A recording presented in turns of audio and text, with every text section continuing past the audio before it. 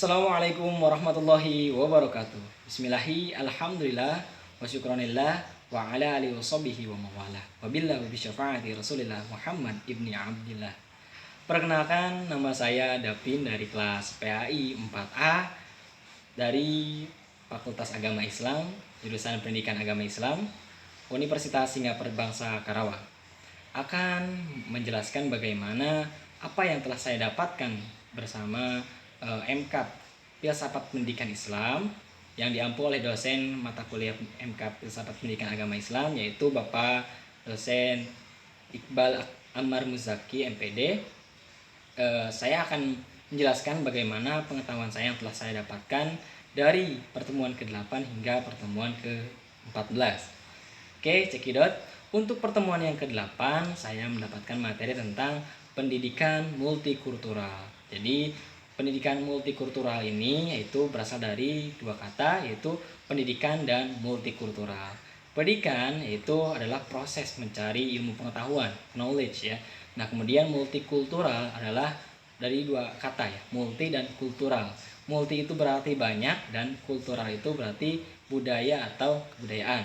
Sehingga pendidikan multikultural ini adalah suatu proses atau cara bagaimana mengembangkan potensi manusia untuk menghargai pluralisme atau heterogenisme gitu, atau perbedaan suku, ras maupun agamanya. Nah, kemudian dalam pendidikan multikultural ini bertujuan salah satunya adalah untuk menunjukkan sikap positif kepada peserta didik maupun pendidik maupun sekolah terhadap perbedaan yang ada di lingkungan sekolah maupun lingkungan masyarakat. Intinya itu toleransi dalam segala sesuatu ya, suku, ras maupun agamanya. Nah, kemudian untuk relevansi dalam pendidikan multikultural ini terhadap pendidikan agama Islam, yaitu salah satunya Islam merupakan agama untuk memperbaiki akhlak manusia dan untuk memperbaiki kemanusiaan gitu ya, dan juga untuk Islam ini adalah membawa rahmat bagi rahmatan lil alamin, bagi semesta alam, baik itu orang Islam sendiri maupun non Islam gitu.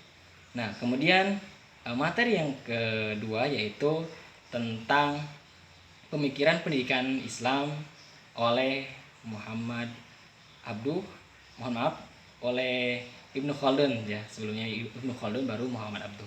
Nah, saya akan bahas tentang Ibnu Khaldun terlebih dahulu. Nah, jadi konsep pemikiran pendidikan Islam menurut Ibnu Khaldun, nah, jadi merupakan konsep pemikiran yang luar biasa ya, teman-teman. Nah, saya akan bahas tentang biografi terlebih dahulu. Ibnu Khaldun lahir di Tunisia pada tanggal 1 Ramadan ya, tahun 732 Hijriah. Nah, gurunya beliau ini adalah ayahnya sendiri, yaitu seorang agamawan ya. Nah, Ibnu Khaldun ini mempunyai konsep pendidikan Islam ya, pemikiran pendidikan Islam ya, karena beliau juga seorang filsuf, seorang sejarawan muslim, seorang hakim juga gitu ya dalam kehidupannya, dan punya sekali banyak karya. Salah satu karyanya itu buku kitab atau buku Muqaddimah ya, yang dalamnya terdapat konsep-konsep pemikiran pendidikan Islam menurut beliau. Nah, beliau mengklasifikasi pendidikan Islam itu ada dua ya. Apa saja klasifikasinya itu? Yang pertama, pendidikan nakliyah. Nakliyah ini adalah pendidikan itu yang bersumber dari Al-Quran dan As-Sunnah. Jadi sumbernya itu dari kedua tersebut ya, dari Al-Quran dan As-Sunnah. Nah, kemudian pendidikan akliyah itu ya bersumber dari buah pemikiran manusia yang diolah sehingga menjadi sumber hukum maupun sumber ilmu gitu ya. Begitu. Nah, sedangkan tujuan pendidikan menurut Muhammad Abduh ini menurut Ibnu Khaldun ini yaitu ada 6 tujuannya itu. Yang pertama, untuk memperbaiki dari segi agama ya, perbaiki seorang itu dalam segi agamanya. Jadi seorang itu diperbaiki, yang pertama itu harus ditanamkan nilai-nilai agamanya, misalkan dari anak-anak hingga sampai dewasa gitu. Jadi untuk yang awalnya itu anak-anak itu diberikan pengetahuan agama gitu, memberikan wawasan agama yang terlebih dahulu, dikenalkan dengan Tuhannya, barulah kemudian diberikan pendidikan yang lain gitu. Kalau sudah segi agamanya sudah diberikan gitu, sampai hingga dewasa, nah terus Selain itu yang kedua itu berikan pendidikan akhlaknya harus diperbaiki juga dari segi akhlaknya supaya mereka itu bisa berperilaku yang baik gitu ya. Kemudian diperbaiki juga dalam sosialnya, dalam kehidupan masyarakat. Kalau misalnya akhlaknya terhadap diri sendiri baik, orang tua, barulah diperbaiki dari segi sosialnya dan tata cara bermasyarakat, hubungan dengan orang lain gitu, itu harus diperbaiki. Nah kemudian tujuannya yang keempat yaitu untuk perbaiki dari segi vokasi ini adalah keahlian untuk suatu pekerjaannya nanti atau karirnya nanti ya, untuk menyongsong masa depannya. Nah terus yang selanjutnya yaitu selain mempersiapkan dari segi vokasinya itu, seorang seorang itu juga harus dipersiapkan dari segi pemikirannya dalam entah itu dalam pekerjaannya, dalam memutuskan segala sesuatu gitu, itu harus dipersiapkan pemikirannya. Yang terakhir dipersiapkan juga dalam segi keseniannya, keindahannya gitu, seperti itu. Nah itu pemikiran Muhammad, mohon maaf, jadi pemikiran Ibnu Khaldun ya, saya tulis ya, mohon maaf ya. Jadi itu buah pemikiran Ibnu Khaldun yang pada intinya beliau menerapkan 4 faktor ya untuk menentukan pendidikan Islam yang baik itu relevansinya itu. Yang pertama itu dari segi tujuannya harus jelas. Nah terus kemudian dari pendidiknya, bukan dari jadi peserta didiknya juga, kemudian juga dari metode pembelajarannya, kemudian dari materinya juga, kurikulumnya itu harus dipersiapkan dengan baik ya, seperti itu. Nah selanjutnya nih baru Muhammad Abduh, pemikiran pendidikan Islam menurut Muhammad Abduh. Nah jadi Muhammad Abduh ini adalah salah satu tokoh pembaharu Islam yang sangat terkenal, populer ya. Nah beliau ini sempat trauma terhadap pendidikan. Beliau dulu sempat belajar tapi dengan orang atau guru yang kurang tepat ya, sehingga beliau sampai membaca buku saja tidak mau ya, tidak segan ya, tidak mau membaca buku lagi, trauma akan pendidikan. Nah, tapi setelah beliau belajar ke guru yang tepat, nah beliau sangat suka sekali dengan ilmu pengetahuan dan ilmu agama juga sangat tertarik beliau, sehingga beliau menjadi tokoh yang sangat ini ya, populer ya.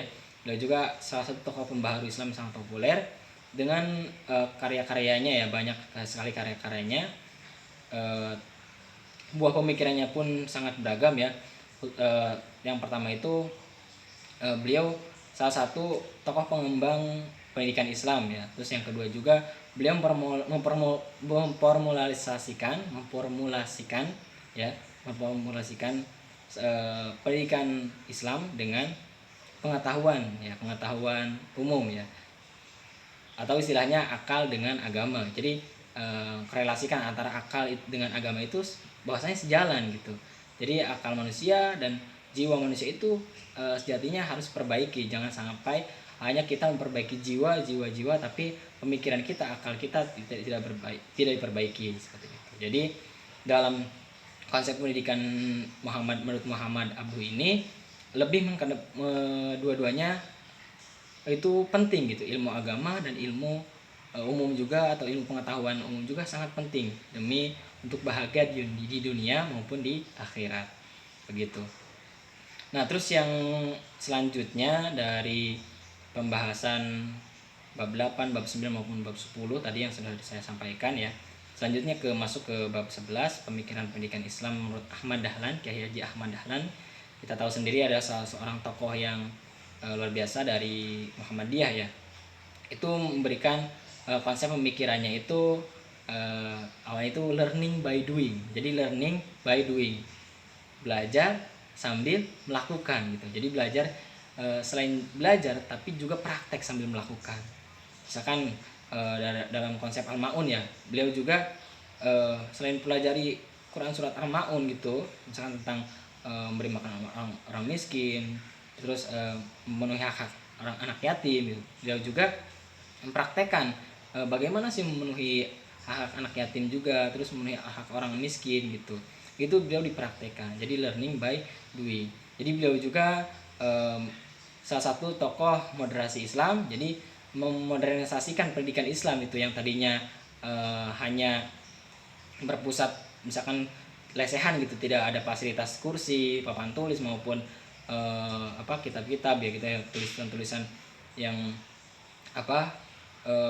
yang lainnya gitu. Tapi beliau juga menggabungkan antara konsep pendidikan barat ya, yang bisa fasilitasnya, dan juga konsep pendidikan Islam gitu ya, sehingga menjadi satu konsep yang luar biasa gitu. Artinya menjadi modern gitu pendidikan Islam ini, sehingga yang tadinya beliau juga sempat banyak rintangan gitu ya, sempat dicap sebagai kafir, sebagai orang yang kebarat-baratan gitu, tapi beliau bisa membuktikan dengan itu semua, sehingga ya banyak sekali karya-karyanya beliau, sehingga memberikan ormas yang begitu besar Muhammadiyah, sehingga beliau juga sampai banyak dari lulusannya ataupun dari buah pemikirannya itu menghasilkan karya-karya maupun konsep-konsep pemikiran yang moderat, pendidikan Islam yang moderat, seperti itu.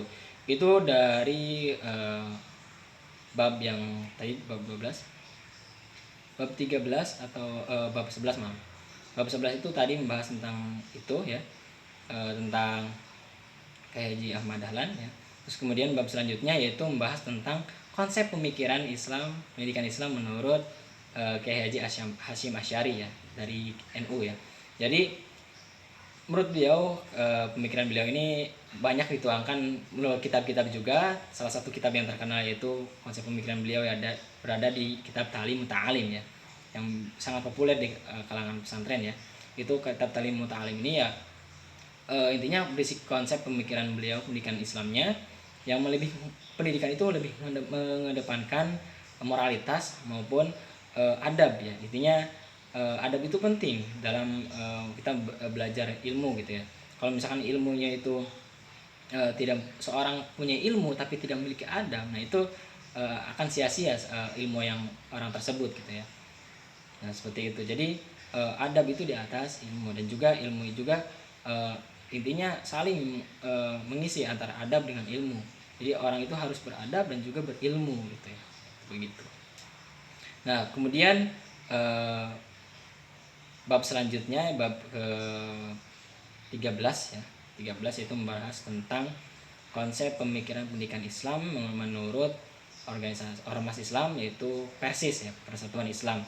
Jadi pada awalnya memang tujuan dari didirikannya Persis ini untuk salah satunya untuk memurnikan kembali ajaran Islam, kembali kepada Sunnah dan Al-Quran ya, Al-Quran dan Sunnah, dan juga untuk memberantas kebujumudan yang Islam sudah misalkan bercampur dengan klinik-klinik ataupun budaya-budaya yang tidak sesuai gitu, yang tidak sejalan gitu ya.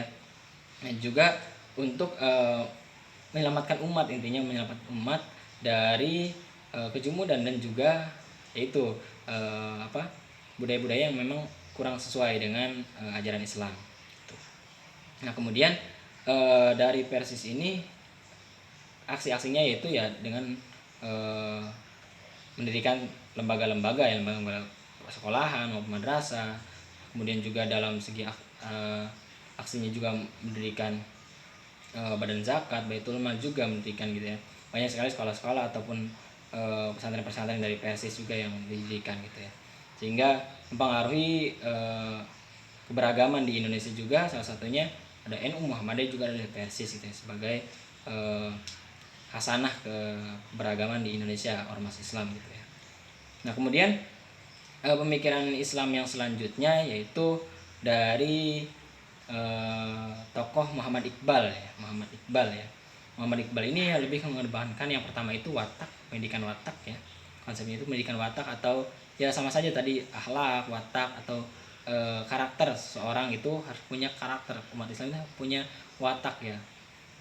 Wataknya itu ya harus sesuai dengan misalkan yang kita contohi, misalkan yang kita kagumi, misalkan Rasulullah gitu. Terus kemudian dalam melaksanakan pendidikan juga harus ada toleransi dalam beragama, toleransi dalam misalkan dalam suku, ras maupun agama gitu ya, tadi yang saya sampaikan. Kemudian juga dalam pendidikan Islam harus memiliki tadi yang dua telah saya sampaikan gitu ya. Nah begitu apa yang dapat saya sampaikan, kurang lebihnya mohon maaf ya karena mengingat waktu juga. Billahi fisabilillah fastabiqul khairat. Wassalamualaikum warahmatullahi wabarakatuh.